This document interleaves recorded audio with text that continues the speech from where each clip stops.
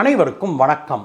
சீனா பாகிஸ்தானுக்கு 15,000 துருப்புக்களை இராணுவத்தினரை அனுப்பியிருப்பதாக அதிர்ச்சிகரமான செய்திகள் நமக்கு கிடைச்சிருக்கு நண்பர்களே. அதை பற்றிய செய்தியை முதல்ல பார்க்கலாம்.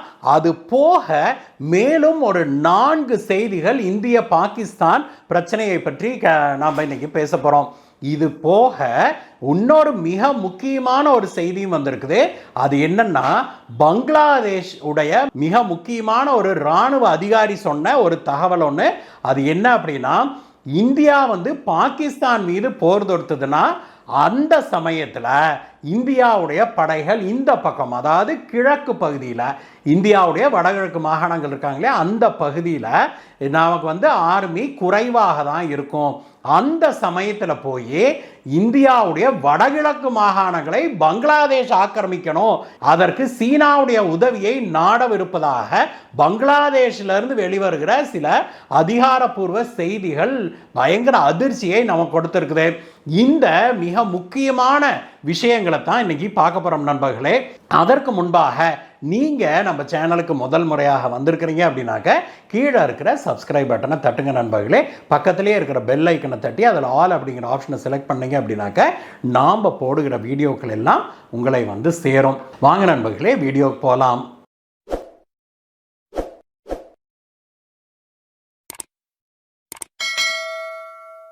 இன்றைக்கு காலையில் நமக்கு கிடைத்த ஒரு அதிர்ச்சிகரமான செய்தி நண்பர்களே. அது என்ன அப்படின்னாக்க, சீனா ஒரு 15,000 இராணுவத்தினரை பாகிஸ்தானுக்கு அனுப்பியிருக்குது அப்படின்னும், அந்த 15,000 பேரையும் சிந்து மாகாணத்தில் அவங்க நிறுத்தி இருக்கிறாங்க அப்படிங்கிற செய்தியும் வெளிவந்துதான் இந்தியாவிலையும் பெரும் அதிர்ச்சியை ஏற்படுத்தி இருக்குது. பாகிஸ்தான் சீனாவிடம் உதவி கேட்டிருப்பது நமக்கு தெரியும். அதற்காக சீனா ஏகப்பட்ட ஏவுகணைகளை, குறிப்பாக PL-15 மற்றும் PL-15E ஆகிய வகைகளை சேர்ந்த ஏவுகணைகளை பாகிஸ்தானுக்கு வழங்கி இருக்குது சீனா அப்படிங்கிறது நமக்கு தெரியும். இது போக இப்பொழுது சீனா துருப்புக்களையும் அனுப்பி இருக்குது அப்படிங்கிற ஒரு அதிர்ச்சிகரமான செய்தி நம் காதுகளுக்கு எட்டுது.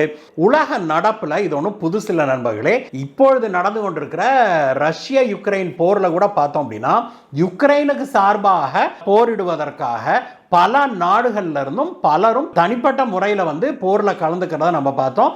அமெரிக்காவை சேர்ந்த சில பிரைவேட் செக்யூரிட்டி ஏஜென்சிஸ் இதற்கு ஆட்களை பிடித்து அவர்களுக்கு சம்பளம் கொடுத்து அவங்கள கொண்டு போர்ல ஈடுபடுத்துறத நம்ம பார்த்தோம். அதே போல ரஷ்யாவுடைய சைட்ல பார்த்தோம் அப்படின்னாக்க, முதல்ல சீனா சில ஆட்களை அனுப்பியதாக செய்தி பரவிச்சு. ஆனால் சீனா நாங்க அப்படிலாம் அனுப்பவே இல்லை அப்படின்னு சொல்லி சாதிச்சிட்டாங்க. அதற்கு பிறகு பார்த்தோம் அப்படின்னா, ரஷ்யாவுக்கு கிட்டத்தட்ட 20,000 துருப்புக்களை வடகொரியா அனுப்பியது அதிகாரப்பூர்வமாக நிரூபிக்கப்பட்டிருக்குது. யுக்ரைனே அதில் நூற்றுக்கணக்கான வடகொரியர்கள் கொல்லப்பட்டிருக்கிறாங்க அப்படின்னு சொல்லி அந்த வீடியோக்களை எல்லாம் ரிலீஸ் பண்ணதை பார்த்தோம். 2-3 நாட்களுக்கு முன்பு வெளிவந்த ஒரு செய்தி கூட, யுக்ரைன் ரஷ்யாவுடைய இந்த கர்ஸ்க் பகுதியை பிடிச்சது இல்லையா, அதை இப்பொழுது மீண்டும் ரஷ்யா கைப்பற்றி விட்டது. யுக்ரைனுடைய பிடியிலிருந்து திரும்பி கைப்பற்றிருச்சு. அதற்கு காரணம் முழுக்க முழுக்க ரஷ்யாவும் வடகொரிய துருப்புக்களும் சேர்ந்து நடத்திய அந்த தாக்குதல்கள் தான் அப்படின்னு சொல்லி தகவல்கள் வெளியாகி இருக்குது. அதே போலதான் இஸ்ரேல் ஹமாஸ் போர்ல காசால போரிடுவதற்கு பல நாடுகளையும் சேர்ந்த இஸ்லாமிய இளைஞர்கள் அவர்களை பிரெயின் வாஷ் பண்ணி அவங்கள கூட்டிட்டு சம்பளம் கொடுத்து அவர்களுக்கு சன்மானம் கொடுத்து அவங்கள அந்த போர்ல ஹமாஸ் தீவிரவாதிகள் ஈடுபடுத்துறத நாம பார்த்திருக்கிறோம். இவர்களையும் அந்த சம்பளத்துக்கு வர்றவங்களையும் தீவிரவாதிகளாக மனம் மாற்றி அவங்கள தீவிரவாத செயல்களில் ஈடுபடுத்துறத நாம் பார்க்கிறோம். இது சர்வசாதாரணமாக இப்பொழுது காஷ்மீர்லையும் நடக்கிறத பார்க்கிறோம். இப்பொழுது காஷ்மீரில் நடந்த ஒரு தாக்குதலில் கூட 3 பாகிஸ்தானியர்கள் உள்ள புகுந்து இந்தியாவுக்குள்ள புகுந்து பஹல்காம்ல தாக்குதல் நடத்தினாங்க அப்படிங்கிற செய்தியை படித்தோம் இல்லையா. அந்த 3 பேர்ல ஒருத்தர் பாகிஸ்தான் இராணுவத்திலிருந்து விடுப்பு வாங்கி கொண்டு வந்தவர் அப்படின்னும், மீதி 2 பேரும் மர்சனரிஸ், அதாவது பணத்துக்காக கூலிக்காக அங்க வந்து போரிடுபவர்கள் அப்படிங்கிறதையும் நாம தெரிஞ்சுக்கிட்டோம். இதே போல இப்பொழுது சீனாவும் பாகிஸ்தானுக்கு ஆட்களை அனுப்பி இருக்குது. அதுவும் 1-2 அல்ல 15,000 பேர் அப்படின்னு கேள்விப்படும் போது ஆச்சரியமாகவும் அதிர்ச்சியாகவும் இருந்தது. ஏன்னா ஒரு பக்கம் ஏற்கனவே இந்தியாவுக்கும் சீனாவுக்கும் 7ஆம் பொருத்தம் தான் பயங்கரமான பிரச்சனைகள் ஓடிக்கொண்டிருக்குது. அதே சமயத்தில் இப்பொழுதுதான் சீனா வந்து இந்தியாவோட ஒட்டணும் அப்படிங்கிற ஒரு எண்ணத்தில் காய்களை நகர்த்தவும் தொடங்கி இருந்தது. இப்படிப்பட்ட சமயத்தில் பாகிஸ்தானுக்கும் இந்தியாவுக்கும் ஒரு உரசல் வரும்போது சீனா துருப்புக்களை அனுப்புமா அப்படிங்கிற கேள்வி எழுதலையா? அதற்கு தான் சீனாவே ஒரு வழியை கண்டுபிடிச்சிருக்குது அப்படின்னு சொல்றாங்க. அது என்னன்னா இதே மர்சினரிஸை தான் சீனா அனுப்பி இருக்குது அப்படின்னு சொல்றாங்க. அதாவது சீனாவிலிருந்து பிரைவேட் செக்யூரிட்டி ஏஜென்சிஸ் அப்படிங்கிற சில நிறுவனங்களை பிடிச்சு அவங்க மூலமாக ஆட்களை பாகிஸ்தானுக்கு சீனா அனுப்பியிருக்குது. அவங்க எல்லாருமே இராணுவ பயிற்சி பெற்றவர்கள். தனியார் நிறுவனத்தை சேர்ந்தவங்களாக இருந்தாலுமே கூட அவங்க எல்லா விதமான இராணுவ பயிற்சியும் பெற்றவர்கள் அப்படின்னு சொல்லப்படுது.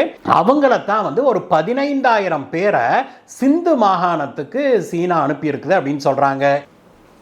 இதற்கு சீன அதிகாரிகள் கொடுத்திருக்கிற விளக்கம் என்ன அப்படின்னாக்க, சீனா வந்து பாகிஸ்தானில் நிறைய கட்டமைப்பு பணிகளை செய்து வருது இல்லையா? டேம் கட்டுது, போர்ட் கட்டுது, அதுக்கப்புறம் பார்த்தீங்கன்னா ஏர்போர்ட் கட்டுது, நிறைய இந்த மாதிரியான டெவலப்மெண்டல் அதாவது அடிப்படை கட்டமைப்புகளை உருவாக்குகிற வேலையில் ஈடுபட்டு வருது இல்லையா? அதில் வந்து பல்லாயிரக்கணக்கான சீனர்கள் வேலையில் இருக்கிறாங்க அப்படின்னும் ஒரு எஸ்டிமேட் வந்து 30,000 சீனர்கள் இந்த ப்ராஜெக்ட்ஸில் வேலை செய்கிறாங்கன்னு சொல்லுது. இன்னொரு எஸ்டிமேட் வந்து 3 லட்சம் சீனர்கள் இந்த மாதிரி ப்ராஜெக்ட்ஸில் பாகிஸ்தான் முழுவதும் எடுத்துக்கிட்டோம் அப்படின்னா வேலை செய்கிறாங்க அப்படின்னு சொல்கிறாங்க. இப்படிப்பட்ட ப்ராஜெக்ட்ஸ் நிறையவே சிந்து மாகாணத்தில் நடைபெறுது அப்படின்னும் சிந்து மாகாணத்தில் மட்டுமே 30,000 சீனர்கள் வேலை செய்கிறாங்க அப்படின்னும் அந்த சீனர்களுக்கு பாதுகாப்பு வழங்குவதற்காக இந்த படையினரை செக்யூரிட்டி ஏஜென்சிஸ்லேருந்து ஆட்களை நாங்கள் அனுப்பியிருக்கிறோம் அப்படின்னு சீனா ஒப்புக்கொண்டிருக்குது. சரி, அதற்கான தேவை என்ன, இந்த சமயத்தில் ஏன் அனுப்பணும் அப்படிங்கிற கேள்வி எழுதலையா? அதற்கு சீன அதிகாரிகள் கொடுக்கிற விளக்கம் என்ன அப்படின்னா, இது வந்து இந்திய சீன பிரச்சனைக்காக நாங்கள் அனுப்பலைங்க. ஏற்கனவே பல மாதங்களாக இது தொடர்பாக பாகிஸ்தானுக்கும் சீனாவுக்கும் பேச்சுவார்த்தை நடந்தது. பலோச்சிஸ்தான் விடுதலை இயக்கம் பாகிஸ்தான் முழுவதும் சீனர்கள் மீதும் சீனாவுடைய ப்ராஜெக்ட்ஸின் மீதும் பயங்கரமான தாக்குதல்களை நடத்தி வராங்க இல்லையா? அதில் பல சீனர்கள் இதுவரைக்கும் உயிரிழந்திருக்கிறாங்க. அதனால தங்களுடைய ப்ராஜெக்ட்ஸை காப்பாற்றுறோம், தங்களுடைய மக்களை சீன மக்கள் இங்கே வேலை செய்கிறாங்களே அவங்கள காப்பாற்றுறதுக்கு தான் நாங்கள் இந்த செக்யூரிட்டி ஏஜென்சிஸை அனுப்பியிருக்கிறோம் அப்படின்னு ஒரு விளக்கம் ஒன்று கொடுத்துருக்குறாங்க. ஆனால் பாகிஸ்தானுடைய உயரதிகாரிகள்லாம் என்ன சொல்கிறாங்கன்னா, இது வந்து ஒரு மர்சனரி படைதான். இப்படி வந்திருக்கிற 15,000 பேரும் நாளைக்கு இந்தியா வந்து எங்க கூட போருக்கு வந்ததுன்னா அவங்க கண்டிப்பாக பாகிஸ்தானுக்காக போரிட களம் இறங்குவாங்க அப்படின்னு சொல்லி பாகிஸ்தானுடைய அதிகாரிகள் சொல்லி வராங்க. இந்த விஷயத்தை பொறுத்த வரைக்கும் இந்தியா அதை பற்றி பெரிதாக சட்டை செய்து கொள்ளவில்லை இதுவரைக்கும் அப்படிங்கிறத பார்க்குறோம். நாளைக்கு இந்த 15,000 பேரில் ஒருத்தரோ சிலரோ சீனாவுடைய இராணுவத்தை சேர்ந்தவர்களாக இருக்கிறாங்க அப்படின்னு தெரிய வந்தால் அது சர்வதேச அளவில் பெரும் சர்ச்சையாக மாறக்கூடும் அப்படின்னு தான் இந்திய அதிகாரிகள் சொல்கிறாங்க. மேலும் அவங்க என்ன சொல்கிறாங்கன்னா, இந்தியா வந்து ஒரு கன்வென்ஷனல் வாரை, ஒரு நார்மலான ஒரு போரை நம்ம புரிய போவது கிடையாது. அதனால அவங்க 15,000 பேர்த்த கொண்டாந்து இறக்குனாலுமே கூட அவங்கனால பாகிஸ்தானுக்கு எந்த பிரயோஜனமும் இல்லை. அவங்கள எல்லை தாண்டி இந்தியாவுக்குள்ள வந்து தாக்குதல் நடத்துறதுக்கு ஒரு முன்பு கால போரை போல நாம் அனுமதிக்க மாட்டோம். நம்மளுமே வந்து அப்படிக்கா நம்ம ஆர்மியெல்லாம் எடுத்துக்கிட்டு அப்படி வண்டி எடுத்துக்கிட்டுலாம் நாங்கள் வந்து பாகிஸ்தானுக்குள்ளே போயெல்லாம் வந்து இப்போ போரிடுற மாதிரிலாம் இல்லை. நம்மளுடைய போர் யுக்தியே ரொம்ப மாடர்னாக ஒரு ஏர்பன் வார்ஃபேரை போல் இருக்கும், ஒரு அதிநவீன போரை போல் இருக்கும் அப்படின்னு சொல்லி சொல்கிறாங்க. அதனால் அவங்க எத்தனை துருப்புக்களை காலாட்படையை போல அவங்க பாகிஸ்தானில் இறக்குனாலும் அது நமக்கு இம்மெட்டீரியல், அது வந்து நம்மளை பாதிக்காது அப்படின்னு சொல்லியிருக்காங்க. நண்பர்களே, அடுத்த சில நாட்களில் இந்த செய்தியை பற்றிய மேலும் சில தகவல்கள் நமக்கு கிடைக்கும் அப்படின்னு சொல்லி நாம் எதிர்பார்க்குறோம் நண்பர்களே. இதுக்கு அடுத்ததா இன்னொரு முக்கியமான ஒரு செய்தி ஒன்று பார்க்குறோம் நண்பர்களே. அது என்னன்னா, பாகிஸ்தானுடைய இராணுவ தளபதி அசிம் முனீர் இருக்கார் இல்லையா, அவரை வந்து கொஞ்ச நாளாக ஆளை காணோம் அப்படின்னு சொல்லி பேசிட்டு இருந்தாங்க. நம்ம வீடியோவில் கூட நான் பேசியிருந்தோம் இல்லையா. நேற்று வந்து ஒரு மீட்டிங்கில் அவர் கலந்துக்கிட்டாரு. அப்போ அந்த மனுஷன் வாய் வச்சுக்கிட்டு சும்மா இருக்காமல், சிலருக்கெல்லாம் நாக்கில் சனிங்கிறது சரியாக தான் இருக்குது பார்த்துக்கோங்களேன். நேற்று கூட அவர் வாய் வச்சுக்கிட்டு சும்மா இருக்காமல் என்ன சொல்லியிருக்காரு, இந்தியா வந்து தங்க மேலே படையெடுத்தது அப்படின்னா கடுமையான விளைவுகளை சந்திக்க நேரிடும், அதனால அப்படிக்கு இப்படி ஒரு ஐடியாலாம் இந்தியா வச்சுக்க கூடாது அப்படின்னு சொல்லியிருக்கிறாரு. அதே சமயத்தில் சிந்து நதி நீர் ஒப்பந்தத்தை இந்தியா வந்து நிறுத்தி வச்சிருக்குது இல்லையா, அதை பற்றி மனுஷன் வாயே திறக்கலை அப்படிங்கிறத பார்க்குறோம். இந்த மனுஷன் ஒரு 15 நாட்களுக்கு முன்பாக ஒரு மீட்டிங்கில் பேசும்போதுலாம் ஹிந்துக்களும் முஸ்லிம்களும் அடிப்படையிலேயே வேற வேற, நாம் 2 பேரும் ஒன்றாவே இருக்க முடியாது, அதனால தான் நாம் வந்து தனியாக 2 நேஷன் பாலிசியே வந்தது, அதனால தான் நாம் வந்து 2 நாடாக இந்தியாவிலிருந்து பிரித்தோம், முஸ்லிம்கள் என்றைக்குமே இந்துக்களோட சேர்ந்திருக்கவே முடியாது அப்படின்னு இந்த மனுஷன் தான், இந்த அசீஃப் முனீர் தான் ஒரு மதவாத அடிப்படைவாதி தானே அப்படிங்கிறத நிரூபிக்கும் வகையில் இந்துக்களுக்கும் முஸ்லிம்களுக்கும் இடையே பிரச்சனையை கிளப்பி விடணுங்கிற நோக்கத்தோடையே பேசியிருந்தாரு. அவர் பேசி ஒரு சில நாட்கள்லேயே இங்க வந்து பஹல்காம்ல இஸ்லாமிய தீவிரவாதிகள் இந்துக்களை தேடி தேடி கொன்னதை நாம பார்த்தோம். அதுல தான் இந்தியாவே வந்து இப்பொழுது வெகுண்டு எழுந்திருக்கிறதையும் நாம பார்க்கிறோம் நண்பர்களே. அதற்கு பிறகு இந்தியா வந்து பல உத்தரவுகள் போட்டிருக்கல, பல நடவடிக்கை எடுத்தல, மிக முக்கியமான ஒரு நடவடிக்கையாக இந்தியா எடுத்த ஒரு விஷயம் இப்பொழுது கிணறு வெட்ட பூதம் கிளம்பின மாதிரி ஆயிருக்குது நண்பர்களே.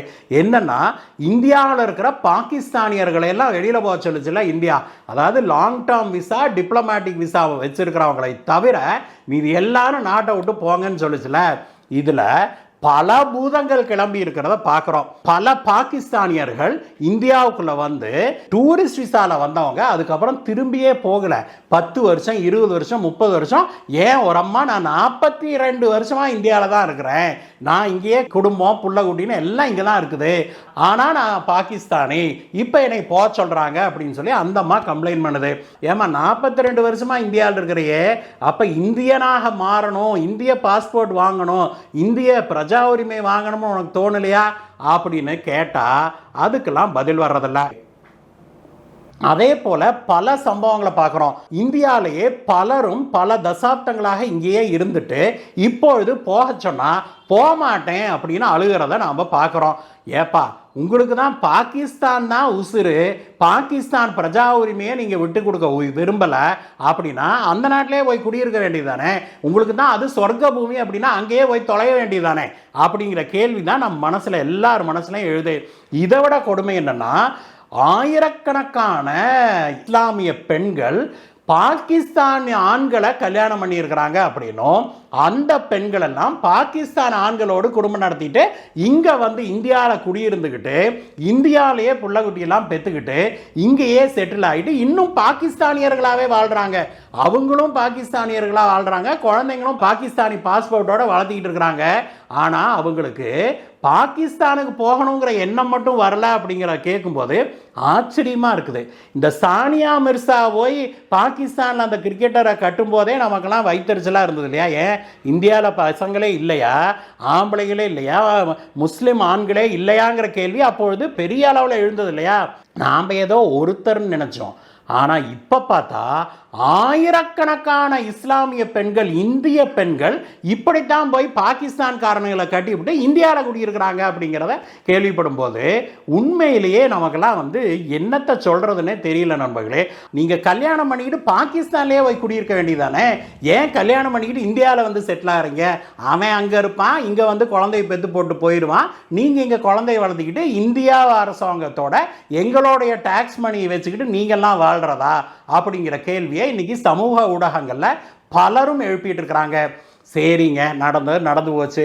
இப்போ தான் வந்து நீங்கள்லாம் பாகிஸ்தானியை கட்டிக்கிட்டீங்களா, இல்லை பாகிஸ்தானில் வந்து இங்கே இருக்கிறீங்களா, நீங்கள் பாகிஸ்தானுக்கு போங்க அப்படின்னு இந்தியா அனுப்புனா பாகிஸ்தான்காரன் என்ன பண்ணுறான்னு தெரியுமா? அவங்களோட சொர்க்க பூமி இவங்க எல்லாருமே வந்து பாகிஸ்தான் தாங்கிறாங்க.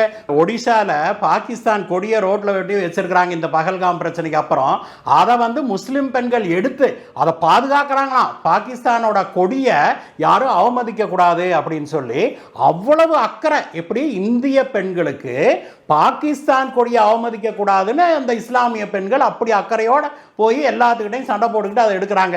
அப்படி பாகிஸ்தானுக்கு அவ்வளவு விசுவாசமாக இருக்கிற இவங்களையெல்லாம் பாகிஸ்தான் பிரஜைகளைத்தான், இங்க இருக்கிற ஆட்களை கூட ஒன்றும் சொல்லல, பாகிஸ்தான் பிரஜைகளை சரி நீங்க திரும்பி போங்கன்னு சொல்லி இந்தியா சொன்னோன்னு கொண்டு போய் இந்திய பாகிஸ்தான் எல்லையில் அட்டாரியில் இறக்கி விட்டா பாகிஸ்தான்காரன் என்ன பண்ண தெரியுமா, கேட்டை இழுத்து சாத்திட்டான். கேட்டை இழுத்து சாத்திட்டான். நீ பாகிஸ்தான் பாஸ்போர்ட் வச்சிருந்தாலும் சரி, நீ பாகிஸ்தான் பிரஜையா இருந்தாலும் சரி, எங்க நாட்டுக்குள்ள நீ வரக்கூடாது அப்படின்னு சொல்லி நேத்து கேட்டை எடுத்து பூட்டிவிட்டான். இதனால நூற்றுக்கணக்கான பேர் அட்டாரி பார்டர்ல உட்கார்ந்துருக்கிறாங்க நண்பர்களே. பாகிஸ்தானிய பிரஜைகள், இங்க இருக்கிற பெண்கள் அவனை கட்டிக்கிட்டு அந்த பிரஜா உரிமை வாங்கிக்கிட்டு இங்க குடியிருந்தாங்கல்ல, அங்க இருக்கிற பெண்கள் இங்க வந்து குடியிருக்கிறது, அல்லது அங்க இருக்கிற ஆண்கள் இங்க வந்து குடியிருக்கிறது. இந்த மாதிரி, அதாவது கேட்கறதுக்கே வேடிக்கையா இல்லையா? நீங்க ஒண்ணும் இல்லை, சிங்கப்பூருக்கு போங்க, மலேசியாவுக்கு போங்க, எந்த நாட்டுக்கு வேணா போங்க, டூரிஸ்ட் விசாவில் போய் இறங்குறீங்க. டூரிஸ்ட் விசா முடியறதுக்குள்ள நீங்க அந்த நாட்டை விட்டு வெளியேறணுங்கிறது விதியா இல்லையா? நீங்க போய் அங்க போய் உட்கார்ந்துக்கிட்டு டூரிஸ்ட் விசா முடிஞ்ச பிறகு அந்த நாட்டிலே 10 வருஷம் 20 வருஷம் குடியிருக்க முடியுமா? விடுவானா? இந்தியாவில் இந்த அளவுக்கு மோசமாக இருந்திருக்குது நம்மளுடைய ஒரு ஸ்ட்ரக்சர், செக்யூரிட்டி ஸ்ட்ரக்சர். இப்படி பாகிஸ்தான் எத்தனை லட்சம் பேர்த்த இப்படி இந்தியாவுக்குள்ள அனுப்பியிருக்கிறானோ, பாகிஸ்தானியர்களே இத்தனை பேர் இருந்தாங்கன்னா பங்களாதேசியே எத்தனை பேர் இருப்பாங்க அப்படிங்கிற கேள்வி எல்லாம் இப்பொழுது எழ ஆரம்பிச்சிருக்குது. கிணறு வெட்ட பூதங்கிழமன மாதிரி பாகிஸ்தான்காரங்களை திரும்பி போங்கன்னு சொன்ன பிறகுதான் இத்தனை பேர் இங்க வந்து இப்படி தசாப்த கணக்கில் 10, 20, 30, 40 வருஷமா இருக்கிறாங்க அப்படிங்கிற விஷயம் வெளியாகி இருக்குது. ஒரு வகையில் நல்லது தான். நம்ம என்ஆர்சியை, நேஷனல் ரெஜிஸ்டர் ஆஃப் சிட்டிசன்ஷிப் இருக்குது இல்லையா, அதை வந்து உடனடியாக ஆக்டிவேட் பண்ணி இந்தியா முழுவதும் இருக்கிற ஆட்களை நாம் வந்து எண்ணிக்கை எடுக்க வேணும். ஆட்கள் யாருன்னு வெரிஃபை பண்ணணும். அதுவும் பாகிஸ்தான்லேருந்து இங்கே வந்து செட்டிலான ஆட்கள் சொல்கிற கதை கேட்டால் நமக்கு அழுகிறதா சிரிக்கிறதானே தெரியல. ஒருத்தன் சொல்கிறான், நான் 17 வருஷமாக குடியிருந்தேன் இந்தியாவில், எனக்கு வந்து ஆதார் கார்டு இருக்குது, ரேஷன் கார்டு இருக்குது, ஓட்டர் ஐடி இருக்குது, ஏங்க அவ்வளோ தூரம் பாருங்க, போன எலெக்ஷன் நான் ஓட்டு போட்டேங்க அப்படிங்கிறானுங்க. நம்ம நாட்டு எலெக்ஷனில் பாகிஸ்தான்காரனுக்கு வந்து ஓட்டு போட்டிருக்கிறானுங்க. இந்த லட்சணத்தில் ஓட்டு நடந்ததுன்னா எந்த கட்சிக்கு அது ஓட்டு உழுகும்? நீங்கள் யோசிச்சு பாருங்க. அதனால தான் அந்த கட்சிகள் எல்லாம் இப்படி ஆட்களை உள்ள விட்டுருக்குறாங்க அப்படிங்கிறது கூட இப்பொழுது நமக்கு தெளிவாக தெரியுது நண்பர்களே. எது எப்படி இருந்தாலும் உடனடியாக இந்தியா செய்ய வேண்டிய ஒரு மிக முக்கியமான விஷயம், பாகிஸ்தான் மேலே போர் தொடுக்கிறதுக்கு முன்னாடி அந்த பிரச்சனை அது பேரலா ஓடட்டும், ரயில் தண்டவாளம் மாட்ட, அதுக்கு முன்னாடி இந்தியாவுக்குள்ளேயே நாம் வந்து இந்த மாதிரியான விசா எக்ஸ்பயர் ஆகி இருக்கிற ஆட்கள், பங்களாதேஷை சேர்ந்தவர்கள், பாகிஸ்தானை சேர்ந்தவர்கள்லாம் யாரெல்லாம் இந்தியாவில் குடியிருக்கிறாங்கன்னு முதல்ல அவங்கள கண்டறிஞ்சு அவங்கள வெளியேற்ற வேண்டிய கடமை நமக்கு உண்டு. நாம் எல்லாம் டாக்ஸ் பேயர்கள், நம்மளுடைய காசையெல்லாம் இதுகெல்லாம் வந்து உட்காந்து நம்ம ரத்தத்தை உறிஞ்சுற மாதிரி இந்த பாகிஸ்தான்காரிகளும் பங்களாதேஷ்காரர்களும் ரத்தத்தை உறிஞ்சிக்கிட்டு இருக்கிறாங்க அப்படிங்கிறது தெளிவாகுது. இந்த பிரச்சனை ஒரு பக்கம் இருக்க, இந்த பக்கம் பங்களாதேஷில் வேறொரு பிரச்சனை கிளம்பி இருக்கு நண்பர்களே. என்ன அப்படின்னாக்க, பங்களாதேஷுடைய மேஜர் ஜெனரல் ஃபஸ்லுர் ரஹ்மான் அப்படிங்கிறவர், இவர் வந்து முகமது யூனுஸுக்கு ரொம்ப நெருக்கமானவர். அவரோட இந்த ஆட்சியில் இவருக்கும் ஒரு முக்கியமான பங்கு இருக்குதுன்னு சொல்கிறாங்க. அந்த ஆள் வந்து நேற்று என்ன சொல்லியிருக்கிறான் அப்படின்னாக்க, பாகிஸ்தான் மீது இந்தியா போர் தொடுத்தது அப்படின்னா நாம் வந்து குடுகுடுன்னு ஓடி போய் நாம் இந்தியாவுடைய வடகிழக்கு மாகாணங்களை ஆக்கிரமிச்சிடணும், அதற்கு உடனடியாக நாம் சீனாவிடம் உதவி கேட்க வேணும் அப்படின்னு சொல்லி இந்த ஆள் ஒரு உருட்டி இருக்கிறான். ஏங்க இதெல்லாம் என்ன சிறுவில் விளையாட்டா? ஏன் நான் என்ன கபடியா? நான் இந்த பக்கம் போனால் அந்த பக்கம் இடம் காலியாக இருக்குங்கிறதுக்கு என்ன லூசுத்தனமாக இருக்கிறானுங்க. இவனெல்லாம் வந்து பங்களாதேஷ் மிலிட்ரியில் ஒரு ரிட்டையர்டு மேஜர் ஜெனரல் வேற. இவன் இந்த ஆள் வந்து சொன்னதை சொல்ல முடியாது, யூனுஸும் கேட்டுக்கிட்டு ஆடினாலும் ஆடுவான் அப்படிங்கிற செய்தியும் வெளிவந்திருக்குது. இந்த விஷயம் வெளிவந்த உடனேயே இந்தியா அதற்கு கடுமையான கண்டனத்தை தெரிவிச்சிருக்குது, எச்சரிக்கையும் விடுத்திருக்குது. அப்படிக்கு இப்படிலாம் நீ கனவு காணாதரா, நாங்கள் அந்த பக்கம் போர் பண்ணாலும் சரி, சீனாவோட போர் பண்ணாலும் சரி, அதற்காக நாங்கள் இந்தியாவுடைய பிற பகுதிகளை காவல் இல்லாமல் நாங்கள் விட்டுட்டு போயிட மாட்டோம், நீ முதல்ல ஓ நாட்டை ஒழுங்காக பார்த்துக்கோ அப்படின்னு சொல்லி இந்தியா ஒரு கடுமையான எச்சரிக்கையை விடுத்திருக்குது. எதை எப்படி இருந்தாலும் நண்பர்களே, இந்தியாவுக்கும் பாகிஸ்தானுக்குமான இந்த பிரச்சனை பல விஷயங்களை நம்ம கிணறு வெட்ட பூதம் கிளம்பின மாதிரின்னு நாம் இந்த பாகிஸ்தான் ஆண்களை போய் நம்ம ஊர் பெண்கள், இஸ்லாமிய பெண்கள் ஆயிரக்கணக்கானோர் கல்யாணம் பண்ணதுக்கு சொன்னோம். அது மட்டும் இல்லை, இன்னும் நிறைய பூதங்கள் வெளியில் கிளம்புறத நாம் பார்க்க முடியுது. அடுத்த சில நாட்கள் சுவாரஸ்யமாக தான் இருக்க போகுது நண்பர்களே. இந்த வீடியோ உங்களுக்கு பிடிச்சிருந்தா ஒரு லைக் போடுங்க. கூடவே இந்த வீடியோவை உங்கள் நண்பர்களுக்கும் ஷேர் பண்ணுங்கள். இந்த வீடியோவை பற்றிய உங்களுடைய கருத்துக்களை சொல்லுங்கள் நண்பர்களே. மீண்டும் உங்களை வேற வீடியோ சந்திக்கிறேன் கைஸ். Bye bye.